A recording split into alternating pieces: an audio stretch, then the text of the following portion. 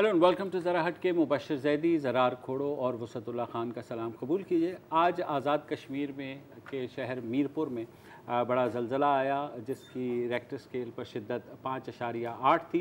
इसके झटके पंजाब और खैबर पख्तूनख्वा में भी महसूस किए गए, लेकिन ज़्यादा तबाही जो है वो मीरपुर में हुई है और उसके अतराफ़ में जो गांव हैं, अभी तक जो वहाँ DIG हैं गुलफराज, उनके मुताबिक 24 अफराद जाँ बहक हो चुके हैं, 300 के करीब ज़ख्मी हैं। हमारे नुमाइंदा नासिर रफ़ीक इस वक्त जो हॉस्पिटल है मीरपुर में वहाँ मौजूद हैं, उनसे ही अपडेट ले लेते हैं। जी नासिर, बताइए क्या वहाँ पे हो रहा है? जी बिल्कुल, मैं इस वक्त DIG हॉस्पिटल मीरपुर में मौजूद हूँ, जहाँ पर क़यामत सुगरा का मंज़र है और अभी तक भी जो है मुख्तलिफ़ इलाकों से जो है वो ज़ख्मी जो हैं वो DIG हॉस्पिटल में लाए जा रहे हैं। अब तक की इतलात के मुताबिक, सरकारी इतलात के मुताबिक 24 जो हैं वो हलाकतें हो चुकी हैं। मेरे साथ इस वक्त मौजूद हैं कुछ शहरी हैं, इनसे बात करते हैं। जी, जिस वक्त ज़लज़ला आया तो मैं उस वक्त अपने ऑफ़िस में था, तो जब ज़लज़ला आया तो मैं फ़ौरी निकल के ऑफिस से सीधा सड़क पर आया हूँ।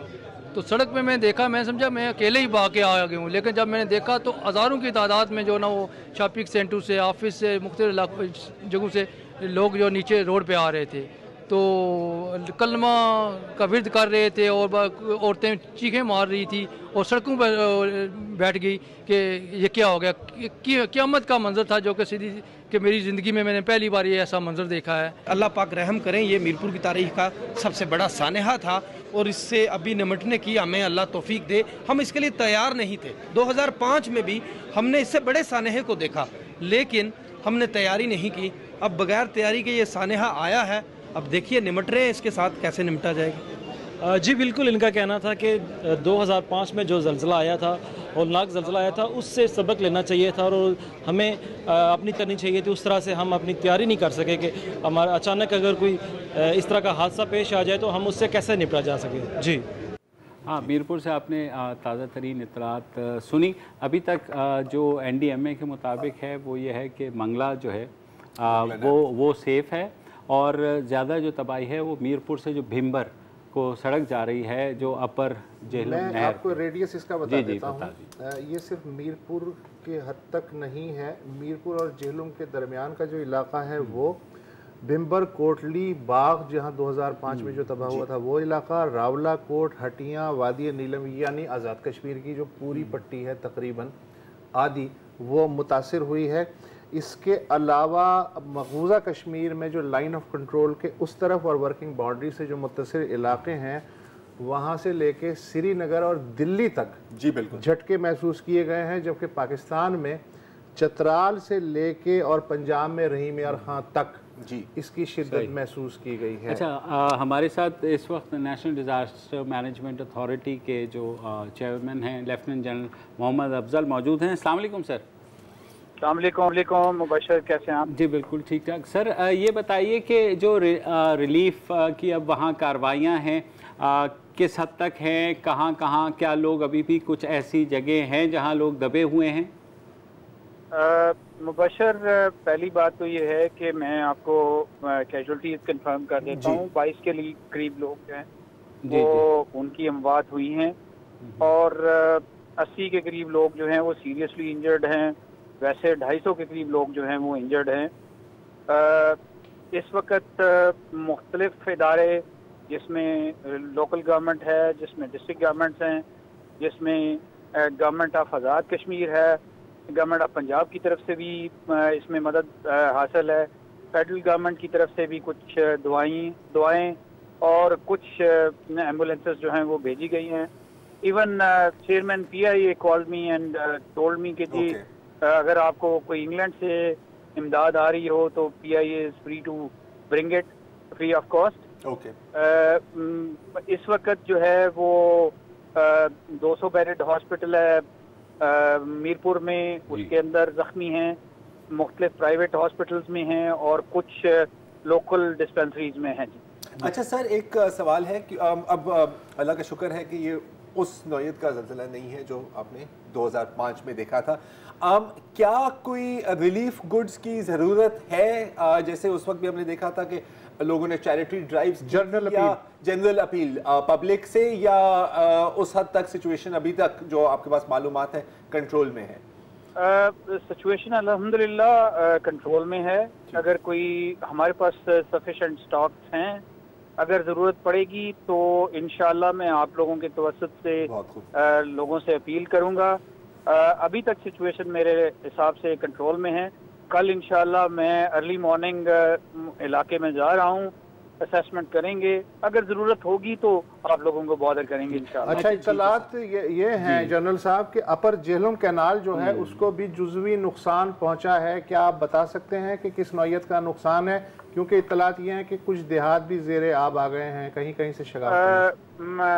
वहाँ पे एक जगह पे नहर के अंदर ब्रीच हुआ, पहले छोटा ब्रीच था, फिर चूंकि पानी बह रहा था तो वो बड़ा होता गया, लेकिन उसमें से जो पानी निकला है वो उसने देहातों को इतना उस लिहाज से उस तरह अफेक्ट नहीं किया जिस तरह नहर आमतौर पे होती है, बिकॉज नहर का पानी जो है वो पीछे से बंद कर दिया गया है। जो पानी ड्रेन आउट होना है वो हो रहा है, लेकिन अभी तक सैलाब का खतरा इसकी वजह से नहीं। अच्छा जैन साहब, दूसरा ये कि मवासलात का निज़ाम भी वहाँ पे ज़ाहिर है मुतासर हुआ है। फिर जो सड़क हम देख रहे हैं, ज़्यादा जो पिक्चर्स आ रही हैं, जो सड़क टूट गई है, तो आमदोरफ्त का सिलसिला उसको रिस्टोर करने में कितना वक्त लगेगा? एक तो मैं आपको ये बता दूं कि उस एरिया में कम्युनिकेशन इंफ्रास्ट्रक्चर जो है वो फेयरली वेल डेवलप्ड है। ये एक सड़क है जो सबसे ज्यादा डैमेज हुई है, जो तकरीबन मीरपुर से जातलों तक जाती है, ये इसको काफी नुकसान हुआ है। बाकी सड़कें जो हैं वो काफी हद तक ठीक है, बहुत सारे ट्रैक्स हैं, इस इलाके में अभी पहुंचना मुश्किल नहीं है। लेकिन मैं जो आपसे चीज शेयर करना चाह रहा हूँ कि पाकिस्तान फौज के इंजीनियरिंग के दस्ते, जिसमें कुछ बाहरी मशीनें भी शामिल हैं, इस इलाके में पहुंचा दी गई हैं और आई एम श्योर वो सुबह काम शुरू कर देंगी। वक्ती तौर पे रस्तों को बहुत जल्द रिस्टोर कर दिया जाएगा। अच्छा सर, ये बताइए कि कुछ लोग जाहिर है इसमें शेल्टरलेस हुए हैं, उनका पास रहने की जगह नहीं है, तो क्या कुछ ऐसा इंतज़ाम किया गया है NDMA की जानिब से कि उनको वहाँ जब तक रिस्टोर नहीं हो जाता उनके शेल्टर्स, तो उनको कोई आर्जी क़यामगाह मुहैया की जाए? मुबशर, इस वक्त यहाँ से तकरीबन कोई घंटा पहले 200 के करीब फैमिली टेंट्स और 200 के करीब किचन सेट्स, 200 के करीब ही दरियाँ और 800 के करीब जो है वो कंबल, और इसके अलावा जो है वो 100 एक मेडिकल बॉक्सेस जो है यहाँ से रवाना कर दिए गए हैं। मैं कल इंशाल्लाह सुबह अर्ली मॉर्निंग वहाँ पे जा रहा हूँ। अगर मैं सुबह 6 बजे टेक ऑफ ना कर सका तो मैं बाय रोड इंशाल्लाह 10-11 बजे के दरमियान वहाँ पे पहुँच जाऊँगा, असेसमेंट कर लेंगे। अगर ज़रूरत होगी तो कल शाम तक और सामान भेज दिया जाएगा। हमारे पास सफिशेंट मिकदार में ये सामान मौजूद है। अच्छा सर, एक आखिरी सवाल, मुझे पता है कि आप भी अभी बहुत बिजी हैं, बहुत जो खासतौर पे वो लोग जो बैरून मुल्क हैं, जिनके वहाँ पर रिश्तेदार हैं, उनके बहुत मुझे भी मैसेज आए हैं, सोशल मीडिया पे भी बहुत मैसेजेस आए हैं, जो शायद रब्ता नहीं उनका हो सका उन इलाकों में, तो उनके लिए कोई ऐसी कोई वेबसाइट या कोई पोर्टल है या होगी जिसमें वो पता कर सके कि उनके लव्ड वंस महफूज है या नहीं? मेरी अपनी अंडरस्टैंडिंग मुबशर ये है कि उस एरिया में जो टेलीफोनिक इंफ्रास्ट्रक्चर है और जो राब्ते हैं वो अभी तक बहाल हैं। ठीक। लेकिन अगर ऐसा इशू है तो मैं एक अपना जो है वो सुबह मीडिया को एक नंबर दे दूंगा। अगर कुछ लोग बाहर से पूछना चाहते हैं, हमारे ऑप्स रूम के अंदर 2 नंबर ऑलरेडी पड़े हुए हैं, वो भी मैं अपने स्टाफ को कह दूंगा, सुबह सारे मीडिया से शेयर कर लेंगे। अगर कोई मालूमात लेना चाहेंगे तो वो नंबरों के ऊपर या हमारी वेबसाइट के ऊपर जो है वो क्वेश्चन डाल के कर सकेंगे। फिर भी मेरा अपना ख्याल ये है, और मैं वहाँ पे चूंकि लोगों के साथ इन कम्युनिकेशन हूँ, मैं मोबाइल पे भी बात करता रहा हूँ, मैंने लाइन नंबर पे भी बहुत सारे लोगों से बात की है, और मैं इस नतीजे पे पहुँचा हूँ कि जो communication as far as voice communication is concerned, उसमें अभी तक तो कोई सीरियस प्रॉब्लम मुझे नजर नहीं आया। लेकिन nonetheless we will leave the number. ठीक है सर, एक चीज़ और थी, जो जख्मी हैं आपने कहा 80 के करीब जो हैं सीरियसली इंजर्ड हैं, तो क्या मीरपुर हॉस्पिटल उसमें इतनी कैपेसिटी है या उनको आप फ्लाई आउट कराएंगे टुवर्ड्स पिंडी या जेहलम के अस्पतालों में? देखिए पिंडी मैं मीरपुर का हॉस्पिटल मैंने पहले देखा हुआ है। मीरपुर का हॉस्पिटल जो है वो जेलम के हॉस्पिटल से मेरे अपने ख्याल में थोड़ा बेहतर है। लेकिन नॉनदलेस जेलम हॉस्पिटल में अगर वहाँ पे कैजुअल्टीज ज्यादा हो जाती हैं तो जेलम हॉस्पिटल में शिफ्ट की जा सकती हैं। इस वक्त भी 100 के करीब लगभग एम्बुलेंसेज, जिसमें पंजाब गवर्नमेंट की हैं, जिसमें हमारी फेडरल गवर्नमेंट की हैं, वहाँ की लोकल गवर्नमेंट की है, इवन जेलम से 20-22 एम्बुलेंसेज जो हैं इस वक्त उस एरिया में ऑपरेट कर रही हैं। तो मेरा नहीं ख्याल कि हमें कोई इतना serious issue for the time being किसी को शिफ्ट करने का लग रहा है। लेकिन कल अगर होगा तो पाकिस्तान आर्मी से हमारा कोऑर्डिनेशन है, किसी को हेली पे शिफ्ट करना पड़ा तो इंशाल्लाह हम कर लेंगे। बिल्कुल। अच्छा सर, एक चीज़ और थी, कोई ऐसा एरिया तो नहीं है जो इनएक्सेसिबल हो या जहां अभी तक पहुंच ना पाए हों लोग? मैं चूँकि शाम से बल्कि 5 बजे से मुख्तलिफ इलाकों में टेलीफोन के ज़रिए राब्ते कर रहा हूँ और मैंने जो मेरी अभी तक की असेसमेंट है, कोई ऐसा इलाका नहीं बचा जिसको हम एक्सेस नहीं कर सके। नॉनदलेस मेरा सुबह प्रोग्राम था हेली के ऊपर जाने का। अनफॉर्चुनेटली अभी तक जो वेदर है वो पैक्ड मिल रहा है। अगर मुझे अपॉर्चुनिटी मिली तो मैं जो पहाड़ी इलाके हैं नज़दीक के उनके हेली के ऊपर जाके एक दफ़ा उन इलाकों में एक्सेस कर लूँगा। लेकिन मेरी ज़ाती असेसमेंट ये है कि अल्हम्दुलिल्लाह अभी तक हम सब तमाम इलाकों तक पहुँच चुके हैं। बहुत शुक्रिया, बहुत शुक्रिया। इसमें मैं एक चीज़ बता दूँ, 2005 के तजर्बे की रोशनी में इब्तिदा में हमें ऐसा लग रहा था जैसे इस्लामाबाद में मारगला टावर्स और आसपास तबाही हुई है, रफ्ता रफ्ता अनफोल्ड हुई। तो ये चूँकि मैं बता चुका हूँ कि आज़ाद कश्मीर के जो पहाड़ी इलाके हैं तकरीबन आज़ाद कश्मीर मुतासर हुआ है, तो खुदा न खास्ता अव्वल होना नहीं चाहिए, लेकिन हो सकता है अगले 2 दिन में पूरी तस्वीर सामने आ जाएगी। इसलिए कि जनरल साहब जिस इलाके की बात कर रहे हैं वो बेसिकली मैदानी इलाका है। दूसरी बात मैं ये करना चाहता हूँ, वो जो आपने कहा था ना अजीज व अकारिब बाहर वाले, जो जी फेसबुक ने ज़लज़ले के हवाले से एक सेफ्टी ऑप्शन ओके वो इंट्रोड्यूस कराया है, जिसके ज़रिए जो फेसबुक के सारिफीन हैं वो अपने अजीज़ व अकारिब की खैरियत मालूम कर सकते हैं और उस एरिए को भी देख सकते हैं और उसके बारे में मालूमात ले सकते हैं कि वो एरिया कितना सेफ है या नहीं। बिल्कुल सही। एक वक्फा लेते हैं और फिर ये जो अभी बात की थी मीरपुर के जो रिहायशी हैं कि 2005 से क्या सबक सीखे गए, मैं ख्याल इस पर मज़ीद बात करनी चाहिए एक वक्फे के बाद।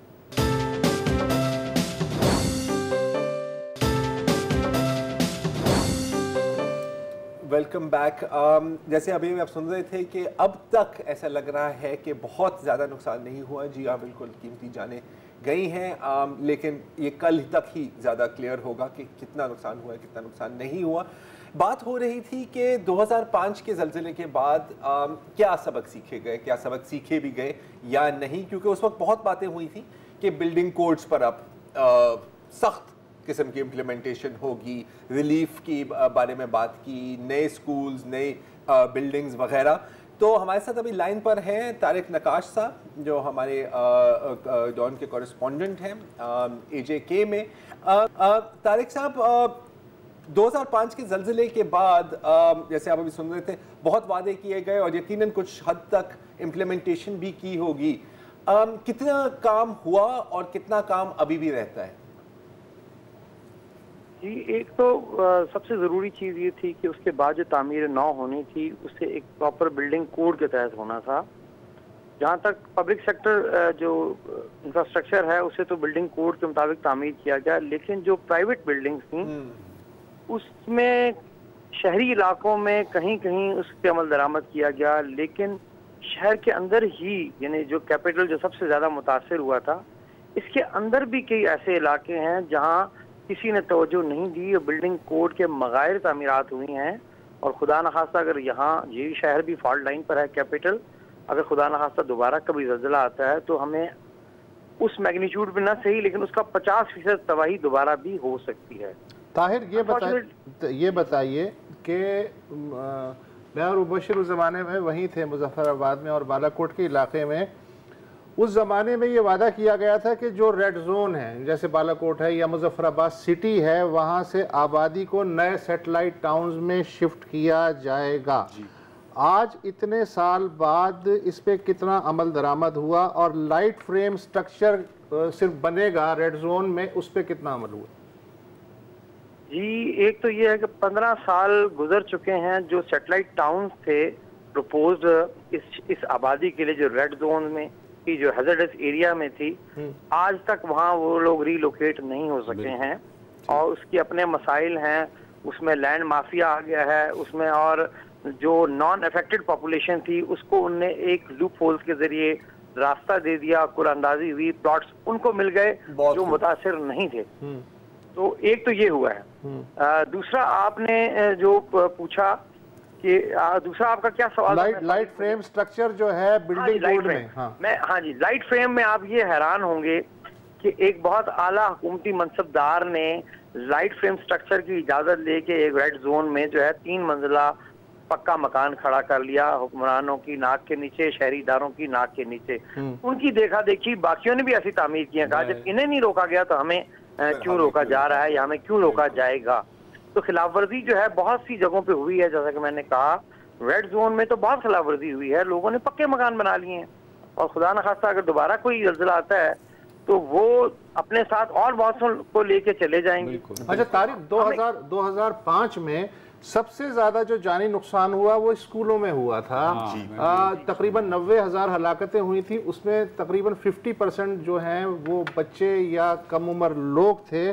तो ये बताइए, उसके बाद ये भी अहद किया गया है कि नए जो तालीमी इदारे बनाए जाएंगे या हॉस्पिटल या दफातर, एक तो वो ज़ल्ज़ला के स्ट्रक्चर है उसके से मुताबिकत रखेंगे, दूसरे उनमें ड्रिल्स होंगी, बच्चों को ट्रेन किया जाएगा, अस्पताल के अमले को ट्रेन किया जाएगा कि खुदा ना खास्ता ऐसी सिचुएशन होती है तो कैसे निपटा जाए। कोई ड्रिल देखी इस तरह की एक्सरसाइज पिछले 15 साल में? एक तो ये हुआ कि जो सरकारी पब्लिक सेक्टर में बनने वाले इदारे थे जो तो नए बने हैं वो अच्छी तामीरात हैं, लेकिन अब आपको पता है प्राइवेट सेक्टर भी बहुत मशरूमिंग हो रही है उसकी। तो आज भी मुजफ्फराबाद दारुल हुकूम में एलीट स्कूल भी और प्राइवेट सेक्टर के बहुत से स्कूल ऐसी इमारत में हैं जो बिल्कुल मखदूश हैं। खुदा न खास्ता कभी इस मैग्नीट्यूड का ज़ल्ज़ला आया तो सरकारी इदारों के बच्चे बच जाएंगे, प्राइवेट स्कूलों के बच्चे शायद ना बचें। ड्रिल्स वगैरह की कोई ऐसी कहानी नहीं है। हम वो कौम है जब आग लगती है तब कुआं खोदते हैं, उससे पहले हमें इल्म भी हो कि हमें पानी की जरूरत है, हम कुआं खोदने की जहमत नहीं करते। रेस्क्यू 1122 कितने शहरों में है आजाद कश्मीर में? रेस्क्यू कैपिटल में है और कुछ डिस्ट्रिक्ट हेडक्वार्टर्स पे है, बिल्कुल है, लेकिन अभी जिस तरह उसको इक्विप किया जाना चाहिए था। एक हम क्लैमिटी प्रोन इलाका है आजाद कश्मीर, जल्जले के अलावा बहुत सी आफात आती हैं। अभी 2 माह कबल जो है आपने सुना होगा क्लाउड बर्स्ट से सैलाब आया और 22 लोगों की अमवात हो गई। तो हम क्लैमिटी प्रोन एरिया हैं, तो हमारे यहाँ सबसे ज्यादा जो तवज्जो दी जानी चाहिए थी वो इसी पे रेस्क्यू 1122 पे और डिजास्टर मैनेजमेंट पे दी जानी चाहिए थी, लेकिन उतना ज्यादा अभी तवज्जो ये नहीं गेन कर सका है हुक्मरानों की। ये मसला। बहुत बहुत शुक्रिया तारिक भाई। वही है जी हाँ, एज एक्सपेक्टेड ही है। जो हमें फ्रस्ट्रेशन निकालनी है वक्फा लेकर निकाल लेते हैं। चलें वक्फा ले लीजिए।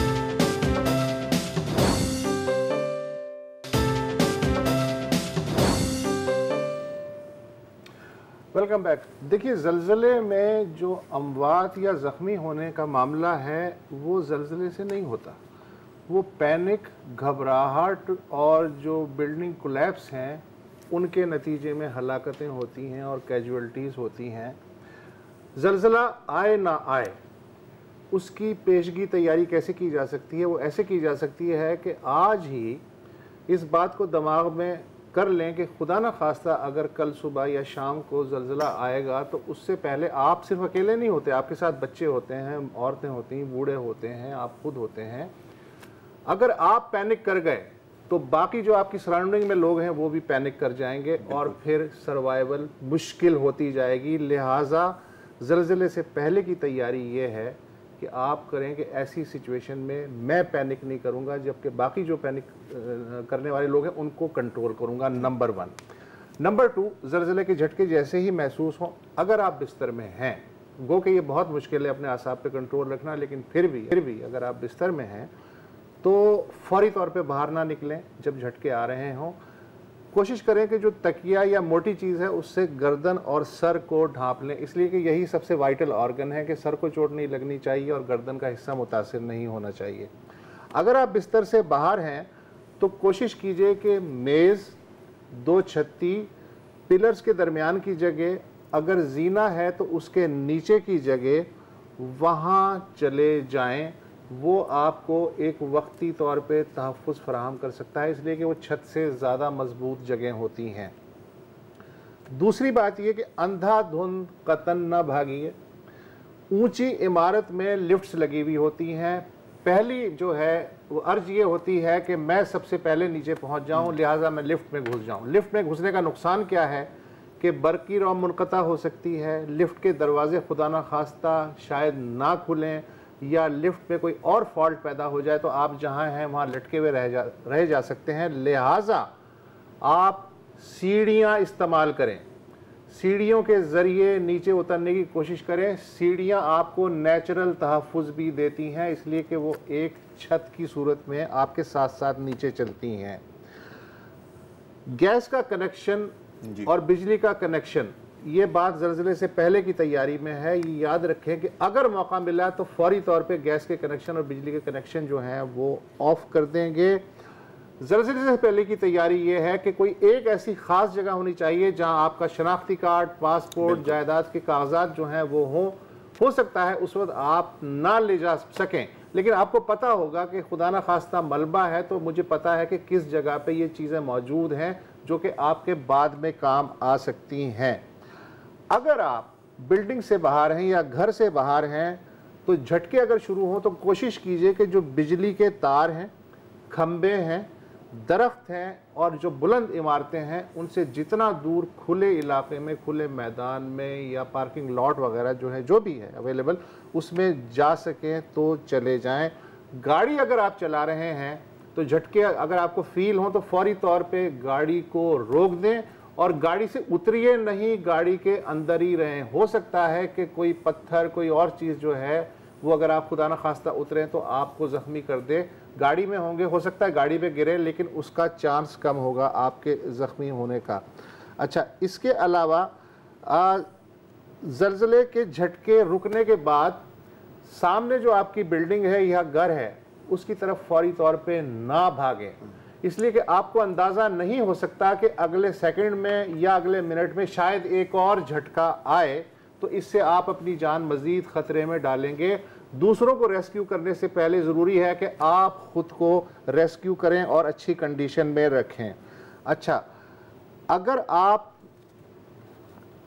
खुदा ना खास्ता मलबे के अंदर फंस गए हैं तो मलबे के अंदर आमतौर पे जितना भी स्पेस अवेलेबल है उसमें चेंज करने की या हाथों से उसे हटाने की मलबे को कोशिश ना करें, इसलिए कि हो सकता है कि आप एक पत्थर को हिलाएं तो 2-4 और पत्थर जो हैं आके आपकी वो स्पेस को भी रिड्यूस कर दें। यहाँ औसान का सबसे बड़ा खेल जो है वो हो जाता है। आप अपनी एनर्जी को कंज्यूम रखते हुए वक्फे से चीखें। 15 मिनट बाद या 20 मिनट बाद हो सकता है कोई आसपास हो जो आपकी आवाज़ सुन ले। अगर खुशकिस्मती से आपके पास भी फ़ोन है तो आप एक और है हवास भी आपके बहाल है तो कम से कम एक SMS किसी को कर दें। हो सकता है उस वक्त नेटवर्क ऑफ हो, लेकिन जब वो नेटवर्क खुलेगा तो वो SMS उस बंदे तक पहुंच जाएगा और वो आपको लोकेट करके या किसी तरह की आपकी मदद करने की कोशिश करेगा। रेस्क्यू का इंतज़ार करें और ख़ुद से निकलने की कोशिश में अपने रास्ते मसदूद ना करें, इससे गर्द भी उड़ती है और जो डेब्रीज हैं उनसे आपका निज़ाम तनफ़ुस और फेफड़े मुतासिर हो सकते हैं। इनमें से अगर कुछ चीज़ें भी आपको याद रहें तो बहुत बड़ी बात होगी। एक वक्फा ले लें।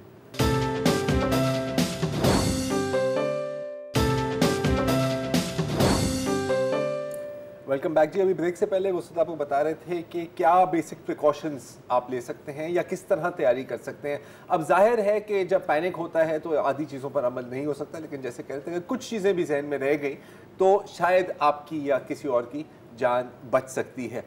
माना कि ज़्यादा गेम होती है लक की, लेकिन लक भी हमने देखा है कि उन लोगों को फेवर करता है जो तैयारी रखते हैं। तो ये सारी चीज़ें उस वक्त ही मुमकिन होंगी अगर आपने एक पहले से एक प्लान बनाया हुआ है। अगर ख़ास तौर पर अगर आप पाकिस्तान के उन इलाकों में रहते हैं जहाँ पर ज़लज़ले आते हैं या ज़्यादा शिद्दत से आते हैं, जो बदकिस्मती से पाकिस्तान के काफ़ी इलाके इस शुमाली इलाकों में, शुमाली 3 प्लेट्स हैं जो पाकिस्तान में इंटरसेक्ट कर रही हैं। यूरेशियन प्लेट है एशिया से, इंडियन प्लेट है, और फिर अगर हम ये कराची और अरेबियन सी की तरफ आए तो अरेबियन प्लेट भी है। तो Karachi is also a danger zone, लेकिन उस पर बात करने के वापस टाइम नहीं है। एक आपके पास अर्थक्वेक प्लान होना चाहिए, क्योंकि ये सिर्फ काफ़ी नहीं है कि आप पैनिक ना करें और बाकी पैनिक ना करें, बिल्कुल ये ज़रूरी है, लेकिन सबको पता होना चाहिए कि अगर ज़लज़ला आए तो हमें क्या करना है, हमने कहाँ जाना है, कौन सी वो महफूज जगह है जहाँ पर हम लोग गैदर होंगे अगर हम वहाँ से निकल गए, क्योंकि लोग गुम भी हो जाते हैं, लोग अगवा भी हो जाते हैं, हमने ये भी देखा है अर्थक्वेक्स में। जो एक्सपर्ट्स हैं वो ये कहते हैं कि आपके पास एक अर्थक्वेक किट होनी चाहिए, मतलब कि एक लोहे का डब्बा हो या कोई सख्त डब्बा हो, कमरे के बाहर पड़ा हो या कोई ऐसी जगह में पड़ा हो जहां सब उसको एक्सेस कर सके। उसमें क्या होना चाहिए, उसमें बॉटल पानी होना चाहिए, उसमें कुछ कैंड फूड होना चाहिए जिसको तैयार करने की ज़रूरत नहीं, और ज़ाहिर है कि उसके साथ कैन ओपनर, ड्राई फ्रूट, इस तरह की चीज़ें होनी चाहिए जो इमरजेंसी में अगर आप 2 दिन 3 दिन 1 हफ्ते के लिए वहाँ पर फंसे रहे तो कुछ आपके पास चीज़ होनी चाहिए। फ्लैश लाइट अहम है, जैसे आपने अभी कहा ना कि अगर आप मलबे के नीचे भी, अगर इफ़ यू आर लकी आपके पास फ्लैश लाइट है तो कम से कम आप सिग्नल कर सकते हैं। मैं तो ये भी कहूँगा कि पुराने ज़माने में कहते थे कि हैंड ऑपरेटेड रेडियो होना चाहिए। एक कोई फ़ोन लेके फुली चार्ज करके, छोटा फ़ोन 3310 काफ़ी तकड़ा है, वो भी आप अपनी अर्थक्वेक किट में शामिल कर दें, जैसे आपने डॉक्यूमेंट्स वगैरह की भी बात की। अच्छा, ये जो हमने बात कर रहा हूँ प्रैक्टिस की मुराद है कि एक अर्थक्वेक ड्रिल, जो जैसे अभी तारिक नकाश साहब बोल रहे थे कि पब्लिक स्कूल्स में तो होती है, प्राइवेट स्कूल्स में नहीं होती, आपको घर में भी शायद ये इम्प्लीमेंट कर लेना चाहिए। और ख़ास तौर पर अगर आप उन इलाकों में रह रहे हैं जहाँ पर प्राइवेट स्कूल्स आपसे फ़ीस तो ले रही हैं लेकिन ये ड्रिल्स नहीं करानी, तो जाएँ आप प्रिंसिपल साहब के पास और कहें कि जी क्या मसला है। ये चीज़ें भी इंपॉर्टेंट है। अच्छा, गैस और बिजली की बात की, बिकॉज अक्सर ये होता है कि फिर गैस लाइन रप्चर हो जाती है, इसके ऊपर आपका कंट्रोल नहीं है। थोड़ी सी आप प्रिवेंशन कर सकते हैं कि बेसिक मेंटेनेंस अपनी रखा करें। जहाँ पर आप देख रहे हैं कि लूज तारे हैं या ये गैस की कनेक्शन, अच्छा पाइपिंग से भी बहुत फ़र्क पड़ता है, क्योंकि जो फ्लेक्सिबल पाइप्स हैं वो शायद बच जाते हैं, जो बहुत सख्त पाइप्स हैं वो टूट जाते हैं। अच्छा, थोड़ी सी और चीज़ें भी हैं अगेन अर्थक्वेक प्रोन एरियाज़ के लिए, कि अगर अक्सर अलमारियों में जब आप शीशे का सामान या कोई टूटने वाला सामान रखते हैं तो उनको नीचे की नीचे की दराजों में रखें ताकि वो आपके ऊपर गिर ना जाए। अगर आपके घर में कोई ऐसी चीज़ है जो फ्लैमेबल है, चाहे आप या पेस्टिसाइड हो, अद्वियात हो, ऐसे कुछ, उनको भी आप नीचे के शेल्व्स में रखें। अच्छा, अब ये जो बात हो रही थी रेस्क्यू और ऑपरेशंस की, मुझे एकदम याद आया कि इसी साल शायद एक पाकिस्तानी स्टार्टअप को हमने यहाँ पे दावत दी थी, कुमाक के नाम से, अगर मुझे सही तरह याद है, जो ड्रोन डिलीवरीज का सोच रहे थे। अच्छा, वो भी बंदा AJK का ही था, और उसको ये आइडिया कैसे आया, क्योंकि उनकी दादी जान शायद बीमार थी किसी दूर दराज गांव में और वहाँ पर अद्वियात नहीं पहुँच सकती थी, तो उसने सोचा कि यार GPS मैपिंग के थ्रू ड्रोन से ये चीज़ें डिलीवर हो सकती हैं। मेरा ख्याल है कि ये चीज़ है कि NDMA को भी शायद इस पर फोकस करना चाहिए। अब जैसे खुदा ना खास्ता, और इस पर शायद अगर कल मौका मिला तो उस पर बात करेंगे, बहुत स्टडीज़ हैं कि अगर कराची में अल्लाह ना करे ज़लज़ला आए तो क्या होगा। यहाँ पर भी शायद सिर्फ आप डिलीवरी ड्रोन से ही कर सकेंगे, क्योंकि आप एक जगह से दूसरी जगह पहुँच नहीं सकेंगे। इसका ये मतलब नहीं है कि कोई पहाड़ी इलाका है, लेकिन जब रोड ही तबाह है, बिल्डिंगें गिरी हुई हैं, आप रिलीफ कैसे पहुँचाएंगी। तो इन चीज़ों पर भी मेरा ख्याल है कि गौर करना चाहिए। तो आज के लिए इतना ही, कल दोबारा मिलेंगे, इजाज़त दीजिए, खुदा हाफ़िज़। अस्सलाम वालेकुम। अगर आपको हमारे शो पसंद आया है तो प्लीज़ हमारे यूट्यूब चैनल को सब्सक्राइब करें और अगर मुनासिब समझे तो इस वीडियो को लाइक भी कर लें, तो कोई हर्ज नहीं है, और शेयर भी कर लें और कमेंट भी कर दें जी, वरना वो सब ऐसे ही लिखते रहेंगे। और ये जो दोनों कह रहे हैं ये कर लें जी प्लीज़, नहीं तो हमें भी घर जाना है, मैं आपके कंप्यूटर में नहीं रहना 24 घंटे। सही बात।